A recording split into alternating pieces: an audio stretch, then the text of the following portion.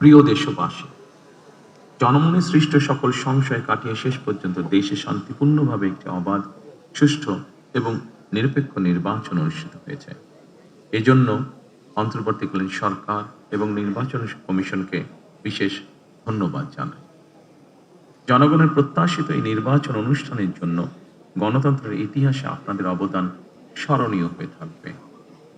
নিরপেক্ষ নির্বাচন অনুষ্ঠানের সঙ্গে সংশ্লিষ্ট বিচারিক কর্মকর্তা, জনপ্রশাসন, সশস্ত্র বাহিনী এবং আইন শৃঙ্খলা বাহিনী সকল কর্মকর্তা, সদস্য এবং রিটার্নিং অফিসার, সহকারী রিটার্নিং অফিসার, প্রিজাইডিং অফিসার, সহকারী প্রিজাইডিং অফিসার এবং পোলিং অফিসার সহ সংশ্লিষ্ট ব্যক্তিবর্গ, আপনাদের আন্তরিকতা এবং দায়িত্বশীল ভূমিকা ছাড়া অবাধ এবং সুষ্ঠু নির্বাচন সম্ভব হতো না।